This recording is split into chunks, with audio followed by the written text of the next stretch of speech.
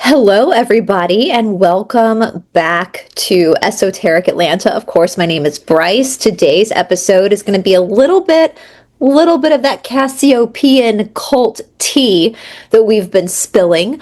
I apologize. I literally just filmed a workout video for Fusion Buddy Studio. I have not showered yet. I know, but my makeup's still on from filming. I will be taking a hot bath when this is all said and done and we're done recording this, so don't worry about that. But I was just so excited I had to go ahead and film this episode with you guys. I'm also trying to get a bunch of videos prepped by the time you're watching this for the week of Thanksgiving, because I know that so many of you guys are going to be like cooking and cleaning and have family coming over. I know it's a crazy week, and I know that a lot of you have a lot of time off work, and so hopefully this will be entertaining for you. You can put your headphones on while you're vacuuming or cooking, the Americans, that is. I know it's holiday for the Americans, and hopefully this will be entertaining. I don't have any recipes for you today. This is a last minute episode, but yesterday, the video from yesterday, if you missed that video, I'll tag it down below. I had a ton of recipes in that video.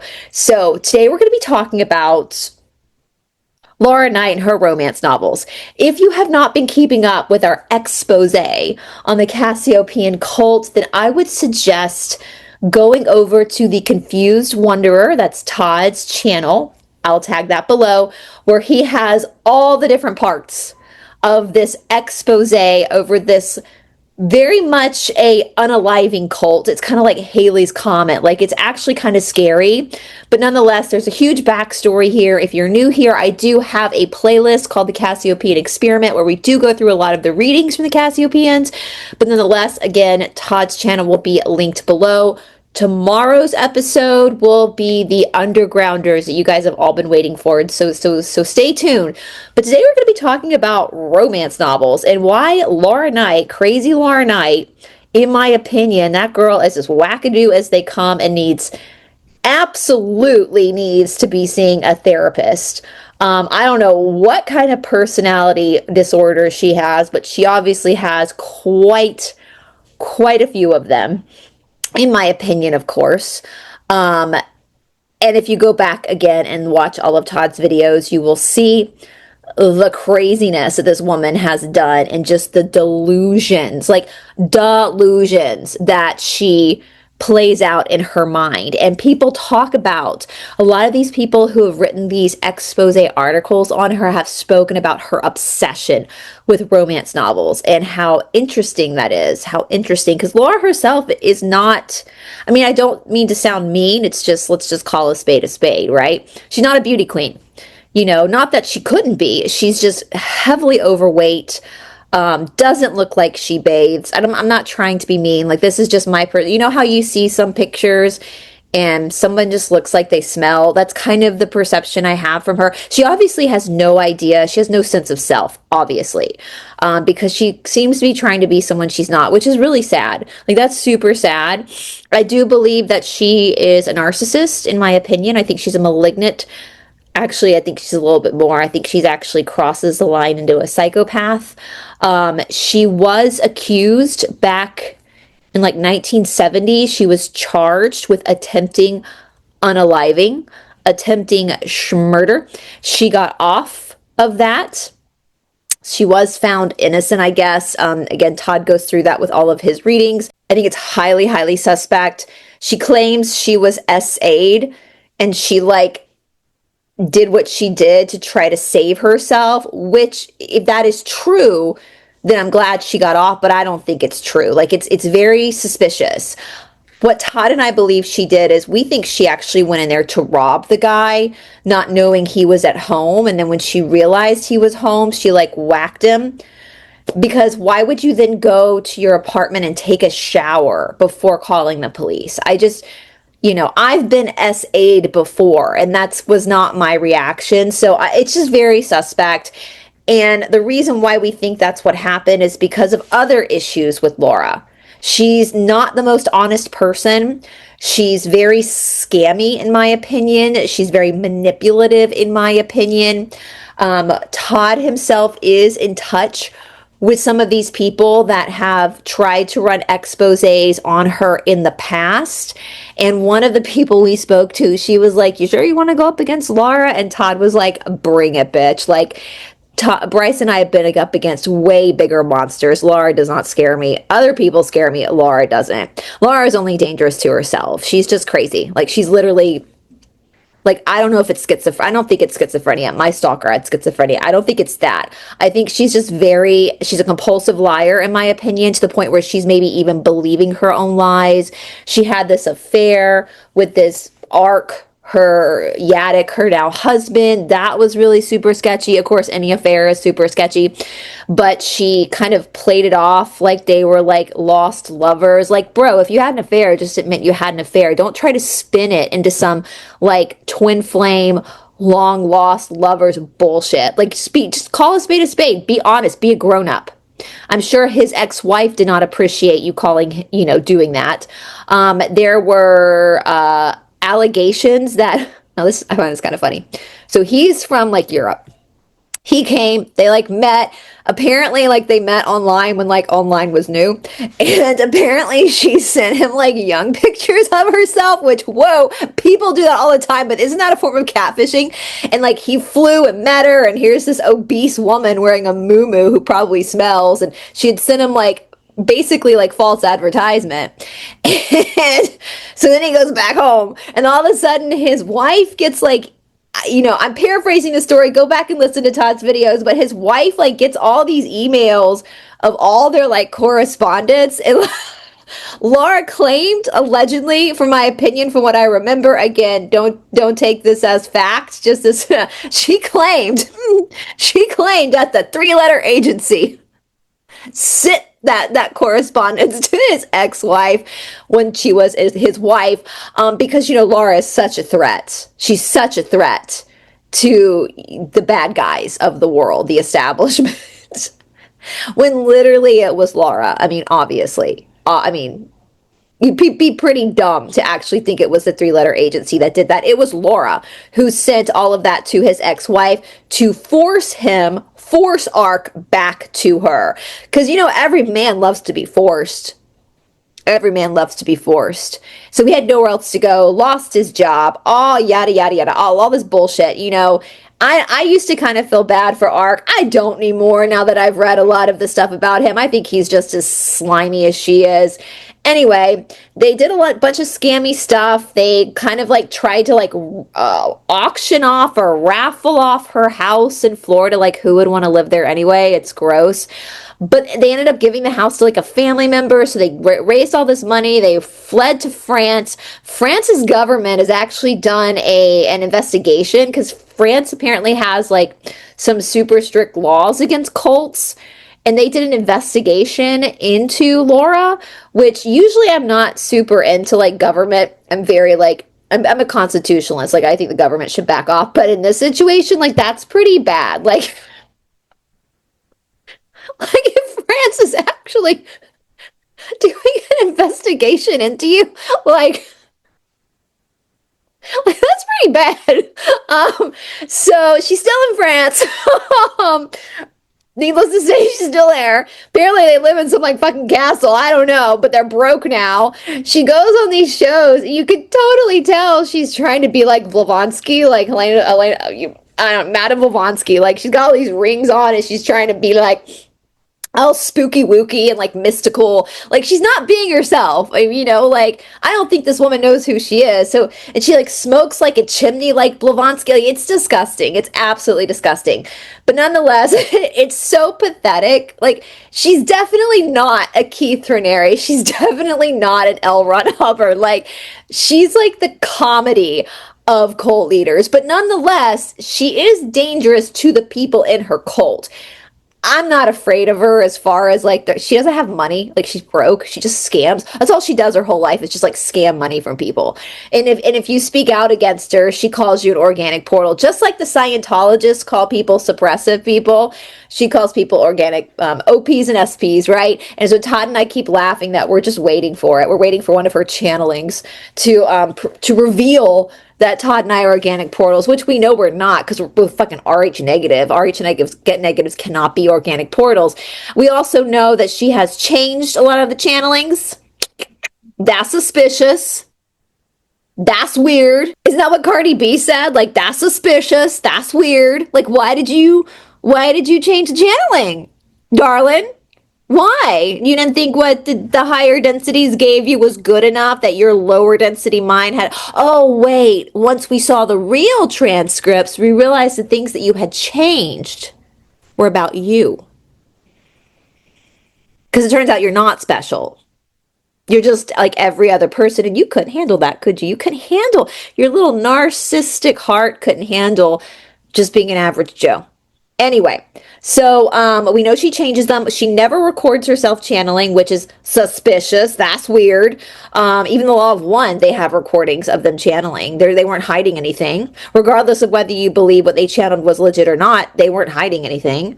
And apparently there's some place where Todd had found where she said like the Cassiopeians basically told her she could just type a basically they were going to speak to her through her mind and she was just going to type it. Bullshit. Her imagination, you mean? So we don't even know what we can trust now on any of the channelings because it's not coming from a reliable source. When you have scammed people, stolen a husband, you don't know who your kid's father is, all these many kids you have, you're confused on who their father is. You're not exactly, oh, you were charged with attempted unaliving. Like, you don't have the best reputation for people to take you seriously. And the fact that you can't even just straight up and be honest and be like, Ark and I had an affair. We're in an affairage right now. Isn't that what they call marriage that started with an affair and affairage? You guys want to know what's really funny though? This is what I find so fucking petty and funny, and I just love Ark's ex-wife for doing this. Even though I can't stand the church, this I can actually get behind. Apparently, when she divorced Ark and took him for everything he had because of this affair, his twin flame affair with Laura, obviously he couldn't stand Laura, but then had to go back to her because he had nowhere else to go. After she took all his money, she gave all his money to the church. I think that's actually pretty funny. And even though I don't like the church, I can high five her for that one because that is hysterical. But nonetheless, Laura is obsessed with romance novels. And a lot of these people who've tried to do exposés on her have mentioned this. Like, this is really telling of her intention and her need for attention by being obsessed with romance novels. Let me tell you guys a little something about me. I love romance in real life. Like, don't tip me with a good time. Like, I love a good flowers. I love words of affirmation. I love when I come home and my boyfriend has cleaned the apartment if he's watching, or made the bed without me having to ask. I love that's so romantic to me. I love all that stuff. I love, all of that romance, but I don't like romance novels. I never have. I never have liked romance novels. I know most women maybe go through a phase where they do. I never did. Never did. I like murder mysteries. Agatha Christie. That stuff, that's what I like. Like, give me some good like crime, and that's what gets me going. Like, after we're done with this, I'm gonna get in a hot Epsom salt bath with bubbles, and I'm gonna read my little mystery book that I got at CVS for like $9.99. I'm gonna be it's so good. It's a who done it, how they done it. Yeah, so this is what I like. But the thing is guys, is I've never, I mean, not to brag or anything, but I've never not had a guy. Like, I've always, if I'm single, I'm not single for long. I've always had guys interested. I've always been on date. Like, I've never, my romantic life, my dating life has never like been boring, we'll say. I like monogamy. I like being in long-term relationships for sure, but I never like craved that because I've always had it. So, but I mean, Laura has too. I mean, shit, she had a husband, thought her first husband that she cheated on him with Art, she thought he had been taken over by lizard people zombies.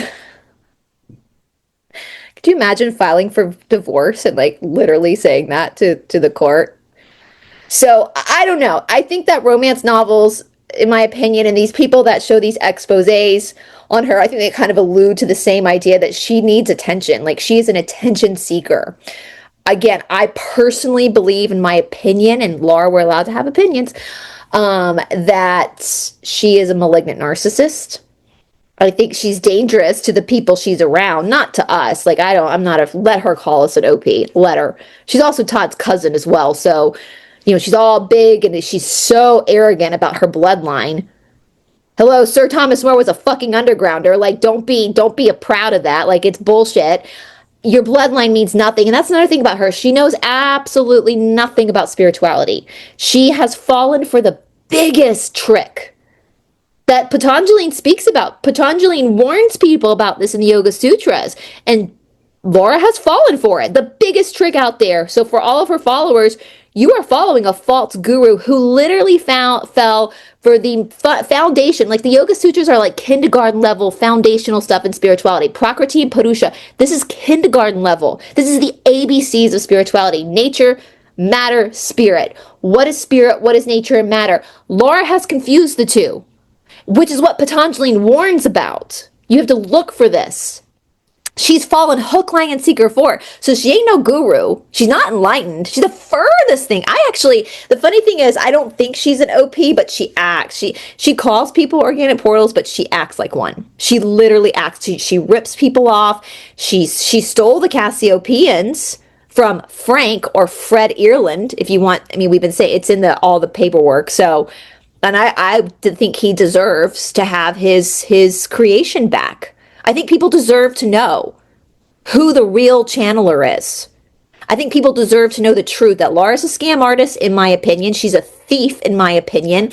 She's a narcissist, in my opinion. She knows fuck all about spirituality, in my opinion. And she's absolutely never done a day of work on herself in her life. She thought because she couldn't get her pool clean, that was a spiritual attack. It's like white people problems. It's Western world. It's not a spiritual attack. Spiritual attack is waking up with bruises all over your body and scratches. That's what I go through. That's what a spiritual attack is. Having a death spell put on you, which I've had put on me before. That is a spiritual attack. Having your birth chart stolen. That's a spiritual attack. Not being able to clean your pool. That's some bullshit. That's some spoiled, entitled, narcissistic bullshit. She's never been spiritually attacked. She thinks people are attacking her when they try to hold her accountable for what she's doing. And it seems to me from her forum that people in her cult are dropping like flies. She is giving some of the worst health advice, claiming it's coming from the seas. It's not. It's coming from her whacked out imagination, where she's justifying being obese.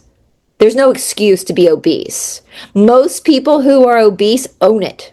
They own it. Be like, I know I have a problem, and I can respect that. When people are like, I have a problem with food, I eat too much, I'm lazy, I need help, like, I know it. When people can own it, I have respect for that. But when she says that she's allowed to be fat because it's a buffer between her and the Lizzies, that's some fucking bullshit. It's like all of her vices are good for some reason. Having an affair, good, because her husband was a lizard person zombie.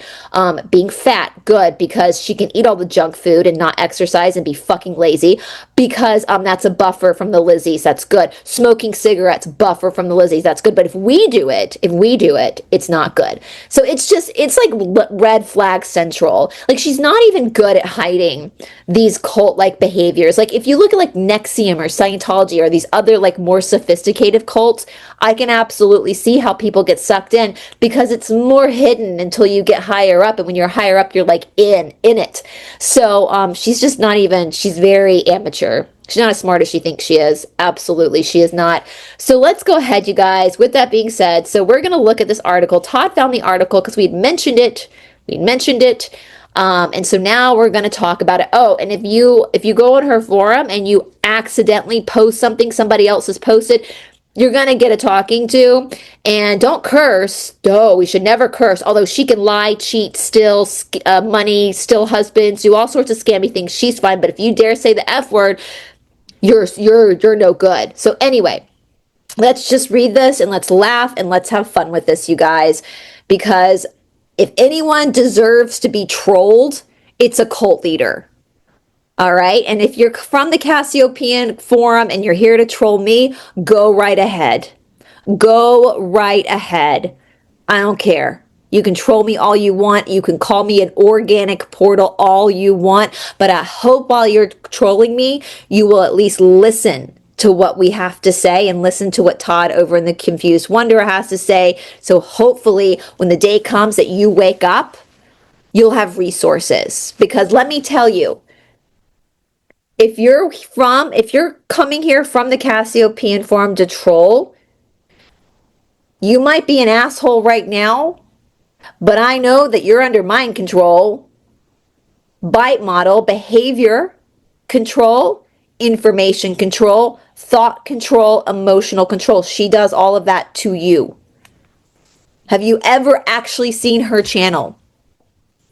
How interesting is it that the Cassiopeans allow her to have all these vices, but you can't? Rules for thee, but not for me. That's service to self, darling. That's not. And the Cassiopeans are also fourth density service to self. That is in the law of one. That was written long before lore, and you see it come up in their channeling all the time.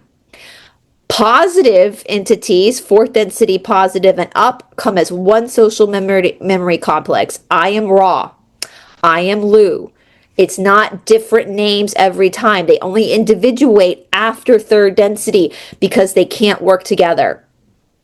Wake up. I know it's going to be hard. I know nobody wakes up when someone screams at them and tells them to wake up. But I'm just telling you, if you're from the Cassiopean form, it's okay if you're trolling me now. I get it. You're under mind control. It's embarrassing to admit that you were in a cult. I totally understand that. But when the day comes that you do wake up, you are more than welcome to email Todd or me, and we'll be more than happy to help you with anything. Also, with that being said, Todd is in communication with a few people who are ex-Cassiopeanist and so forth. People who have spoken out before, he's in contact with them now. If you've never spoken out before and you want to come on one of our shows, either my show or Todd's show or both our shows, please reach out to us. We'd love to talk to you. Even if you want to remain anonymous, we can hide your face, we can change your name. You know, or if you just want to send us an email of your experience and remain anonymous, we can do that as well. Or if you just want to talk to us, we can do that as well. So there's no shame. We've all been mind controlled in the past. We've all been under some sort of delusion in the past. It happens. But the most important thing is when you realize you've made a mistake is that you course correct. And let me tell you something. For those that are embarrassed, I tell this to all my friends who have come from cults. The people like Mark Vicente, like my dear friend Kelly Teal, you know, like Nora Amos from What's Up with Nora, all the site, these people that are able to walk away and admit it and come clean about they fell for it, they were in a cult. Those are the people in my eyes that are super sexy and super cool. The fact that they can actually admit where they messed up. So for people who are in the Cassiopean cult, don't ever be embarrassed about speaking up because people are going to respect you for it. And you have wisdom now, right? It's not a mistake if you learn from it. It's wisdom. All right. Sorry for that seriousness for a moment. Let's get into the fun stuff. Let's troll, you guys. Let's for this Thanksgiving, let's troll a cult leader. Romantic fiction, reality shaping, and the work. This was released August 8th of 2020. I've been asked a number of times about the books that I was referencing in the last session with the C's. I've hesitated to write about it for a number of reasons. The main one being that not everyone can weed when they read, and some people miss the crux of the matter by focusing either on the forest or the trees. It's a lot of word salad right there, Laura. I mean, yeah, people can't read when they're weeding, but they can listen to a book on tape. Just a lot of nothing, a lot of word salad. So what I'm going to try to do is be explicit as possible and explain the sequence of events that led me to certain speculations about how reading certain fiction can help to focus the mind and emotions in such a way that it might possibly facilitate a reality shift. Darling, that's called delusions. Yoga Chittavritti Narodaha, literally foundational. Laura, this is kindergarten spirituality. You've missed it. You've missed the mark completely. Yes, reading is fun. It gives you it's an escape. For me, it's an escape, right? I can think about like who done it when I read my little murder mysteries, like who done it, right? Like Murder She Wrote or Matlock. It's not real. All the things I read are fictional, so it's not real. And it exercises my mind, and it lets me relax my mind in a different way than what I'm used to doing all day. But it doesn't shift my reality. It doesn't do, I'm not expecting it to. It just relaxes me, and then I get in the bed after my bath and we watch movies or documentaries and fall asleep. And then I get up in the morning. You know what shifts my reality? Exercise. Because that is the foundation of spirituality is exercise, because prana is in the body. That's the yoga chittavritti narodaha. That's the mental focus. To try to shift reality, to create something, a new world for yourself, is still part of the prakriti. It's still part of the delusional world. It's part of the maya. Jesus Christ. Jesus Christ. All right. When I finished writing my last book, From Paul to Mark, Paleo Christianity, which is still in editing, stay tuned. I have that book right here. Todd got it for me a long time ago. Haven't even cracked it open. I was utterly, totally, comprehensively exhausted in body and particularly in mind. You know what helps that, Laura? Exercise. The last couple of years of massive effort to try to whip many years of research into some kind of comprehensible form just took a huge amount of energy. Oh, poor thing. Shame that none of your books are accurate. At the end, I just wanted to read something light and relax my brain. Yeah, that's okay. I'll agree with her here. That's what I do at night in the bed or in the bath, but not to shift my reality, just to relax. That's it. Like when I watch reality TV, I know I'm a complicated person. I am a very deep thinker. I think I'm pretty smart. I do deep dives into very, very crazy topics. I can understand pretty crazy topics. I've spent years in India studying philosophy, but I also like The Real Housewives of Salt Lake City right now and Mom Talk, Secret Lives of Mormon Wives. I find those shows riveting. And it's because it's junk food, right? It's a time for me to relax and not have to think so deeply, because I spend all day on YouTube doing deep dives, which I love, or teaching, which I love, but I'm having to really focus and think and teach the philosophy with the anatomy, or the deep dives, go through the history, connect the dots with all the research. And so sometimes when my day is done, I just want to watch Secret Lives of Mormon Wives or Salt Lake City or Beverly Hills Housewives, or get in the bath and read a whodunit. Yeah? But I'm not, this is it. I just want to relax my brain. I'm not thinking it's going to do anything.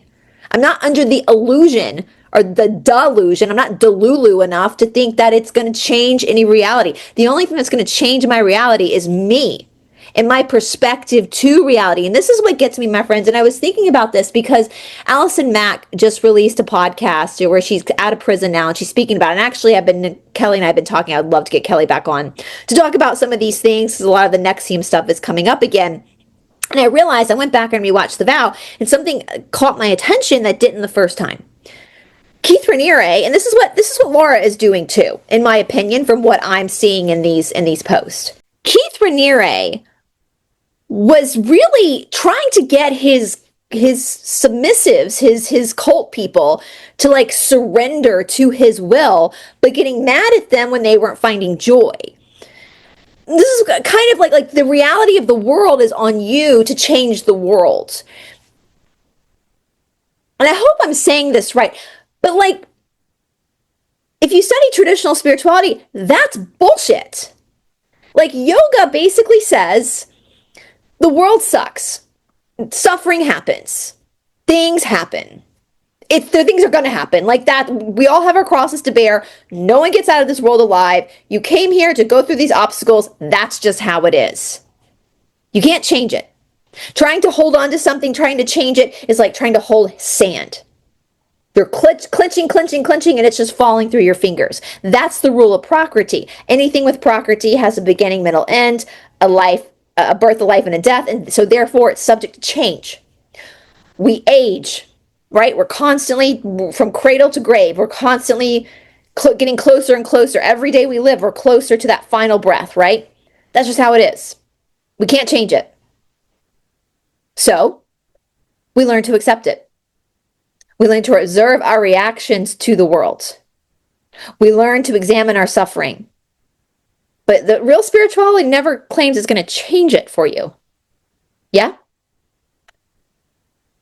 When we look at this, this is very Keith Raniere of Nexium. It might possibly facilitate a reality shift. We can't change reality. That's not the point. We're not here to be whimsical wizards and practice black magic, because to change reality is black magic. We flow with nature. We change our perception of reality. That's what we're doing. Not changing reality itself, our perception of it. We fight for what's right. We stand up for what's right, but we also have equanimity, knowing that whatever que sera, sera. Like whatever is going to be, will be. At some point, there is that surrender, and you change your perspective of the reality that you're in. Because the reality that you're in is always, my friends, always temporary. Whether it's a good reality, a bad reality, it's always temporary. Suffering is temporary. Joy is temporary. Pain is temporary. Life is temporary. Death is temporary. It's never, never consistently the same. Right? And so she's doing the same thing here that Keith Raniere spoke about in trying to get the outer world to change versus the inner world. All right. In the past, when I wanted relaxing reading, I would turn to Agatha Christie, I like, or her ilk. That's what I like. Or Georgette Heyer, I don't know who this is, who wrote light historical romances. That's why I don't know who she is. I don't like romances. Get out of here, Fabio. Like, ew. Like, I don't even think no offense, I don't think he's attractive. Even in my like whodunits, whenever they're boinking, doing the hokey pokey, I like try to skip them. Like, ugh. I just want to get back to the crime. Like I don't want to. I'll do that in real life. I don't want to do that in a book. Like, come on. I wasn't quite in the mood for detective stories, but light romance seemed appealing. You know, some clever dialogue, a little comedy, happy ending. I found a few books on Amazon Kindle that I hadn't read, and they were cheap, so I got them. And now she's gonna. This is hysterical. My favorite is The Quiet Gentleman, Sylvester, and The Devil's Clubs are my next favorite, but all of them are highly entertaining for a mind desiring light, somewhat comedic, romantic entertainment. You know what's good for comedy is stand-up. But it's not quite the Georgette Heyer books that I was referring to in this session. I mean, no offense if you like romance novels. I think most women who read romance novels know that it's not to reality shift or to channel. It's literally just to like zone out. What happened was this. After purchasing a few Heyer books on Kindle, Amazon began to recommend similar books. There were 2 or 3 on the page of recommendations. I was very put off by the cheesy covers and titles, but the description of one looked interesting, so I thought I would get it in spite of my revulsion towards the cover and titles. The book in question was titled The Beast of Bestwick and appeared to be a spin on the Beauty and the Beast idea. By the cover, it looked like a bodice-ripper, as such literature is often described. Well, what the heck, I thought it might be relaxing. No, girl, you just wanted to read a romance novel. It wasn't relaxing. In fact, it was steamy. It was corn with a B. Corn with a B. Nothing like Georgette Heyer's relaxed comedic romances that were well researched and historically accurate. The Beast of Bestwick was rather short on historical accuracy and full of anachronisms. It was quite irritating. However, I noticed one thing. The plight of the protagonist was rather engaging, tragic even. The hero having been badly scarred both outwardly and inwardly by war wounds. I couldn't help but feel enormously sympathetic for the character, and I realized that as a character in a book, a cheesy book for all that, the hero was rather well developed. I'm gonna leave that. I don't know if she meant that as a joke. I don't think she's quite funny, so I don't think she realizes the irony. For the grown-ups watching, I'm not going to say if you got kiddos, but let me just read that sentence again. Is this where my mind went as a 42-year-old woman who has the mind of a 12-year-old? I realized that as a character in a book, a cheesy book at that, the hero was rather well developed. Rather steamy and well developed, if unusual. I also realized that I was emotionally engaged on behalf of this poor guy and quite glad for the happy ending. The well developed, steamy, happy ending. I have to look this book up. Hold on, you guys. Let's look this book up quickly. Hold on. Let's see here. Let me just go over here. Let's see. We'll go to my Amazon. Let me just watch. I'm now gonna get these freaking. Well, it's the book. It's one. Okay, let's see here. Let me pull it up here. Let me look at this absolute. Okay.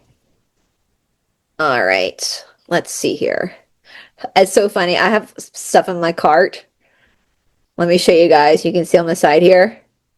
Things that are. Do you guys just hold things in your cart like I do? It is Epsom salts.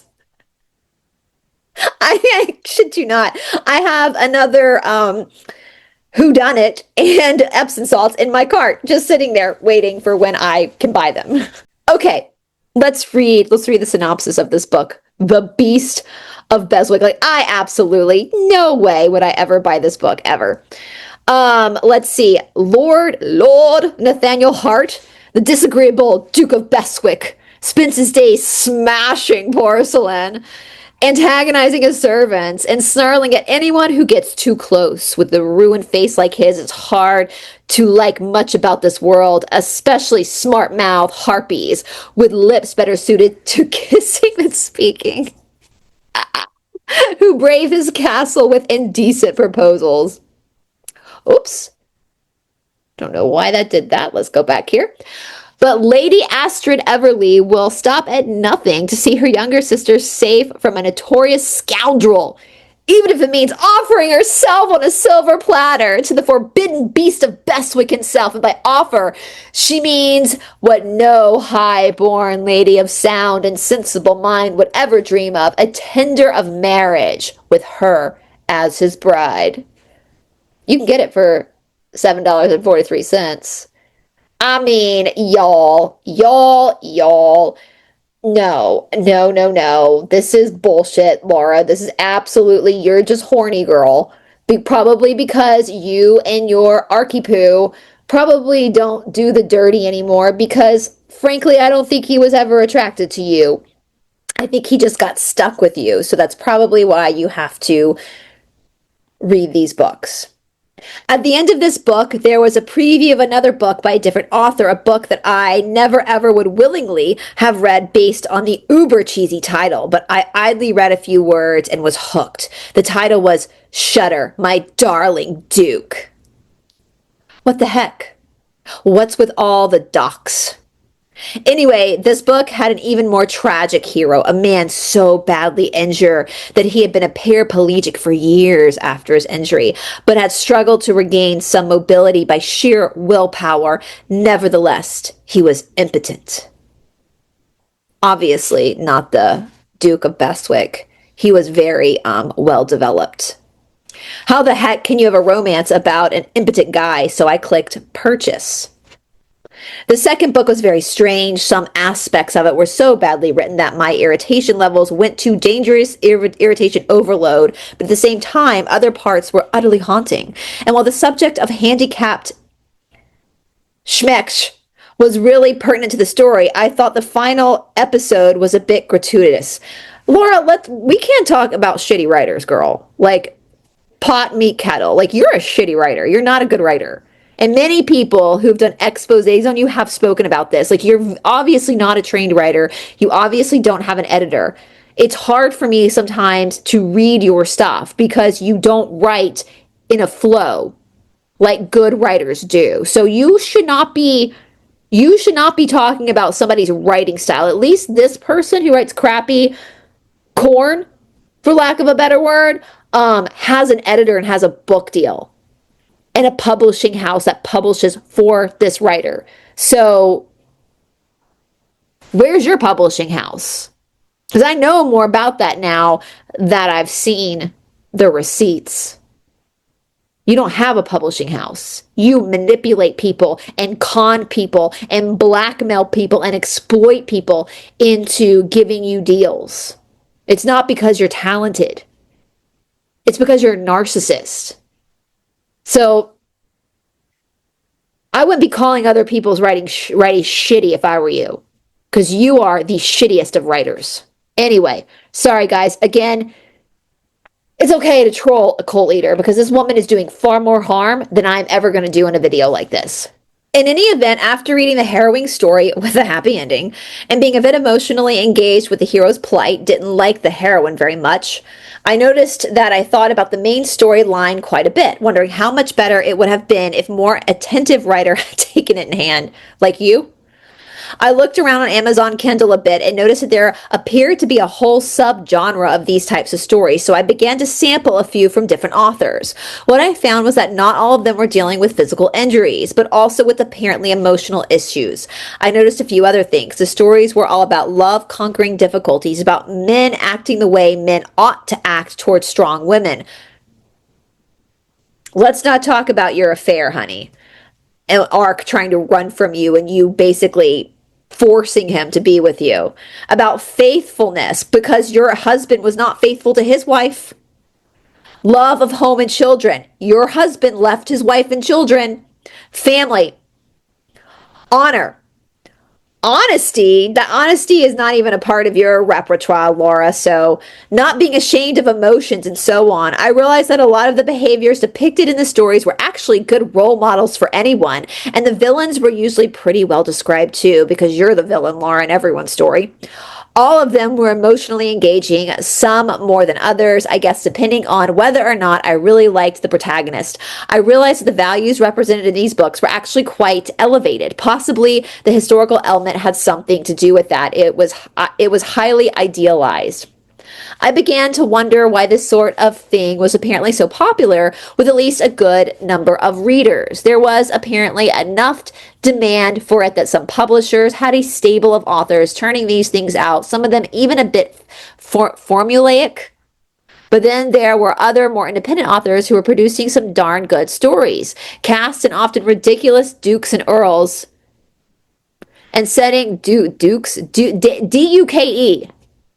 and setting of the pregnancy, regency, and post-regency eras. So I am the descendant of a duke, through my mama's daddy's line. My Bryce, my name, is my mom's maiden name.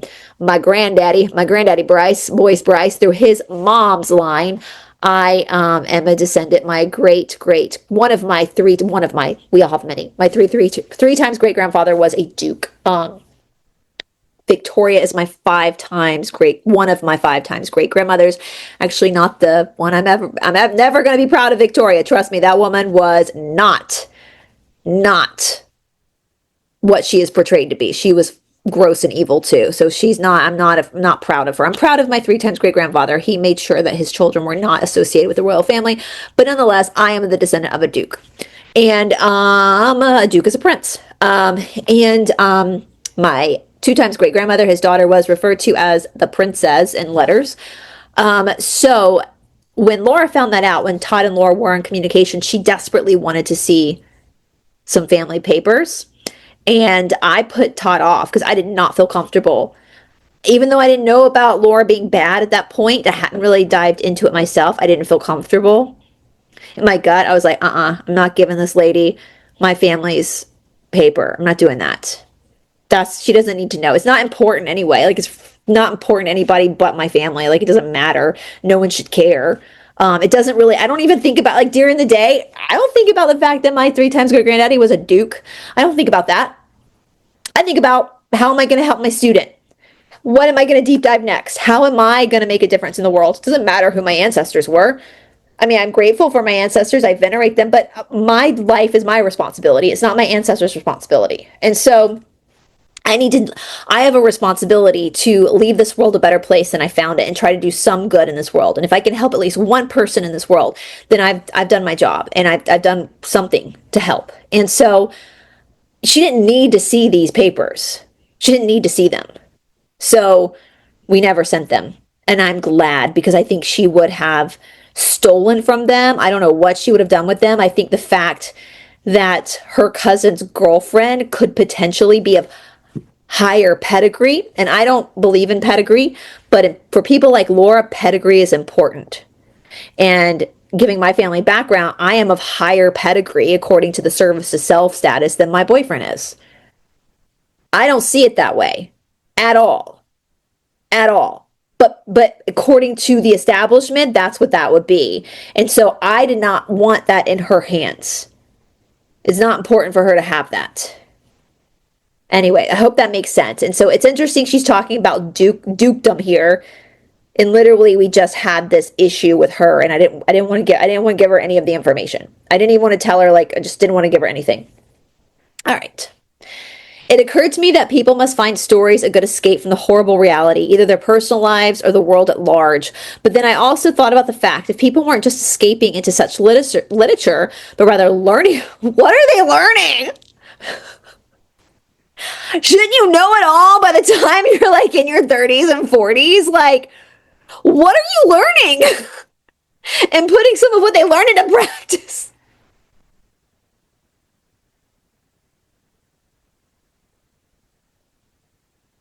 I'm dead. Oh my God. Let's look at that again. But then I also thought about the fact that if people weren't just escaping into such literature, but rather learning from it and putting some of that they learn into practice, a very different result would be obtained than just going off into la la land. Yeah, babies can be made, but sure, but because it sure appeared to me that many of the problems that were set up as the plot of the stories were problems that many people deal with in one way or another. And a few authors were darn good psychologists with excellent insight. Were they? Or Laura, I think they were just trying to create corn that would sell. I think that's what they were doing, honey. I think when people write romance novels, they're not trying to like win a Pulitzer. I think they're just trying to pay their bills. And listen, I respect the hustle. If you could write like steamy romance corn that sells, then more power to you. Like pay those bills, girl. Like pay those bills. Like, okay, but this just reeks of someone who is very frustrated and has no prospects. Because if she had better prospects, she already would have cheated on Ark. Ark, if you see this, you know that, right? She would have cheated on you a long time ago if she had the opportunity to. Especially if the guy was richer than you. All right, you guys. So we're going to take a break from trolling this cult leader to hear a word from one of our sponsors. Welcome to Fusion Body Studio, the place where movement becomes magic, where your breath becomes power, and where your body becomes the gateway to your spiritual awakening.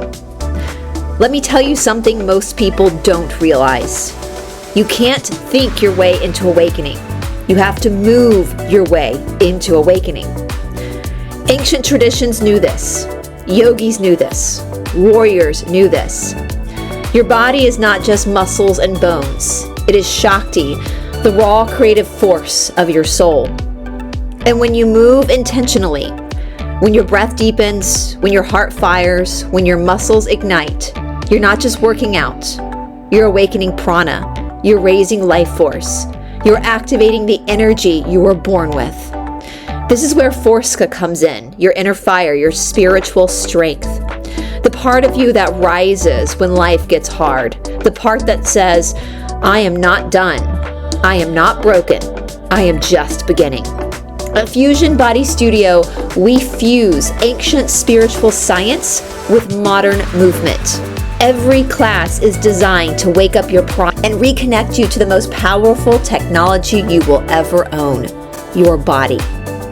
If you felt stuck, lost, disconnected, exhausted, or like you've outgrown your old identity, your body already knows the way out.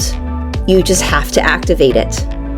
Whether you're new to movement or deeply trained, whether you're rebuilding or leveling up, Fusion Body Studio will meet you exactly where you are and pull you into the strongest, clearest, and most alive version of yourself. And right now, you can give the gift of health this holiday season. From November 28th, 2025 to December 1, 2025, you can get 30% off a full year membership using discount code Black Friday at checkout. This can be for yourself or for someone you love, because awakening is the greatest gift you can give. So if you're ready, truly ready to stop waiting for signs, to stop looking outside of yourself and start awakening the power that's been inside you this whole time, click below. Your prana is rising, your forska is waking up, your body is calling you home. Welcome to Fusion Body Studio. So you guys, if you're super interested in real spirituality and don't want to see me snarky and want me to see me being very serious and helping you help yourself, join us over at Fusion Body Studio. You get the first 7 days for free anyway, so you get to try it. And we have fun over there. And it's true, like, I'm not snarky. When I help people, like, I truly will help them. And when somebody comes to me and they are really want to change, I will work super hard to help them change and do everything I can to support them along the way. Do not compare your chapter 1 to anyone's chapter 10. I don't care if you're in a wheelchair. I don't care if you are massively overweight. We'll start where you are and we'll go from there. You don't have to be an athlete. You just have to get your prana, your energy, your life force moving. And so if you want to take advantage of our Black Friday offer, you can get it for yourself or you can get it from someone else. Just let us know. Use Black Friday code to get 30% off, and then contact us so we can, if you want us to make like a gift card or something to present to your loved one, we can do that for you as well. But if you're just getting it for yourself, we'd love to have you. All right, you guys, here we go. Let's get back to the snarkiness, right? One of the books that stood out was The Madness of Lord Ian Mackenzie, which is about the romance of an autistic guy with a phenomenal memory who was locked in an institution by his father as a child and then later taken out by his brother when his father was dead. The story was harrowing, extremely emotionally engaging, and again with a happy ending. The book was the first volume of an entire saga about the family, and each one dealt with different problems and a lot of the adventures along the way. The characters were very well developed, and even their schmeck's lives reflected their characters, which I thought was an interesting touch. And speaking of schmeck's lives, men and women both could learn a lot about a healthy relationship. Laura, girl, tell me you're not boinking without telling me you're not boinking. Has Art not come to bed with you in a long time, girl? Those of us who are in loving relationships don't need to learn anything more. When you're actually, what was it? I think Dr. Phil even said this one. I thought that's actually correct. When you're doing the hokey pokey isn't the problem. When you're not doing the hokey pokey, that's when the hokey pokey becomes the problem. So tell me you're not doing the hokey pokey without telling me that you're not doing that. How long has it been, Laura? Maybe if you actually treated him well, took care of yourself, you could get some of that back. And you wouldn't have to buy these crappy romance. I'm sure these authors of these romance novels are like, we never meant for this to be a philosophical channeling session. We just wanted to sell some corn to pay our bills. Anyway, it was later when I was pondering the emotional engagement that I made the connection with hyperkinetic sensit, which is how the seas describe the waves affect. There's no wave, you guys. Effect on human beings. I began to wonder what if people were engaged in stimulating the right emotions during this process, and thus my reference to the books in the last section.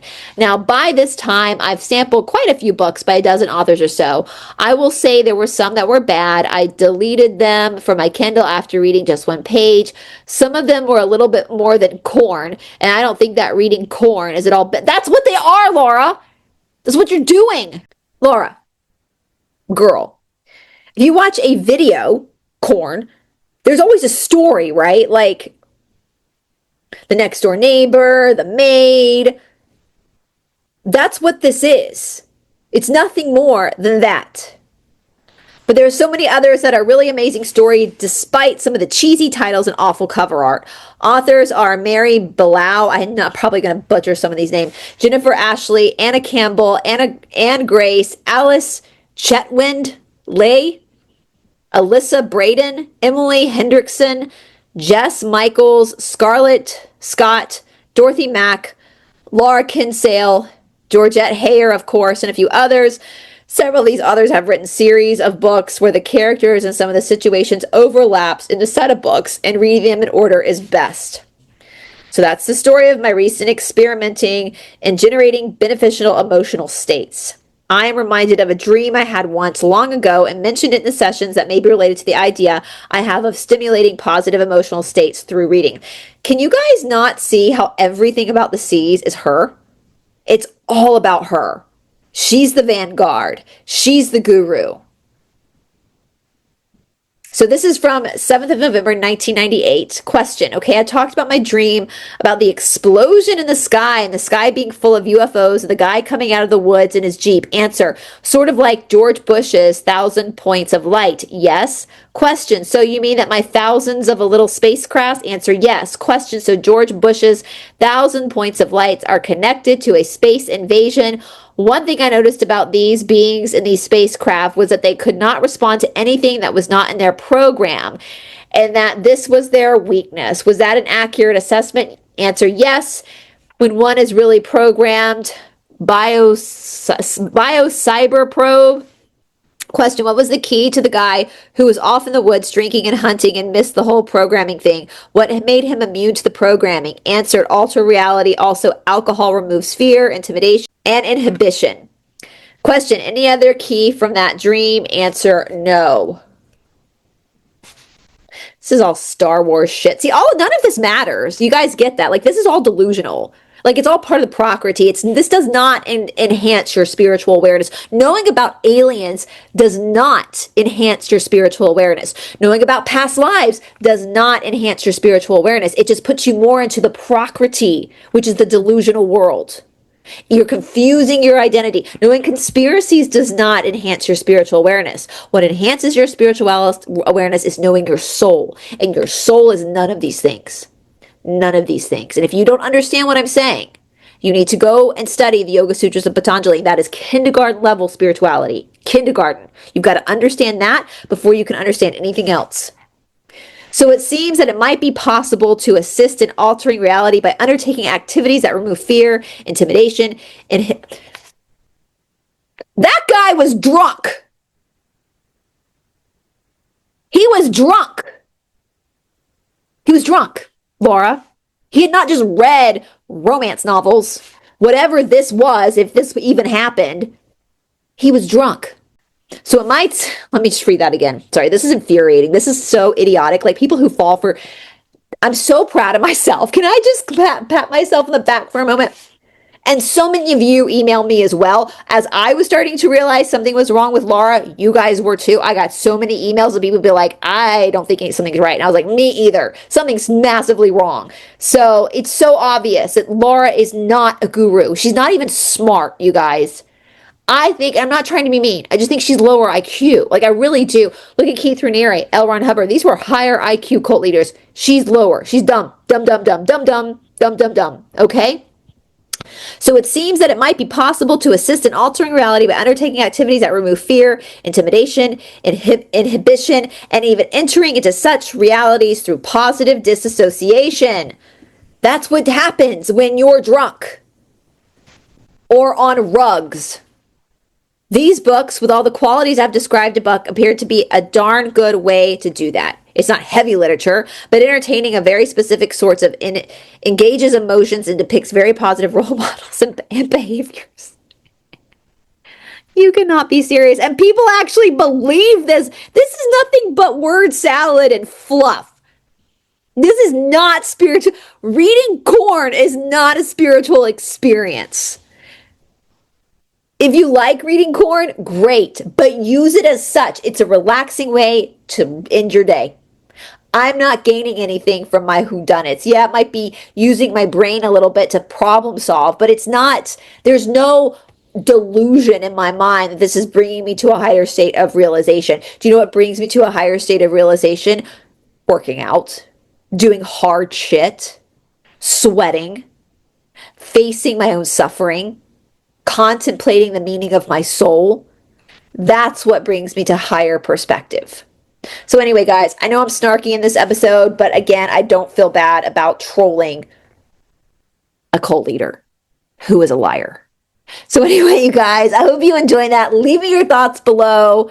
No shade to anyone who likes romance novels. I think, again, most people who like romance novels know that it's not gonna lead them to a higher knowledge. It might teach them a few tricks to do in the bedroom, but it's not going to lead them to a higher state of realization. And once again, if you need help leaving the Cassiopean cult, if you need help with leaving any cult, do not hesitate to reach out to me. My email is esotericatlanta, my channel name at gmail.com, or you can contact Todd. Again, he is at the Confused Wanderer.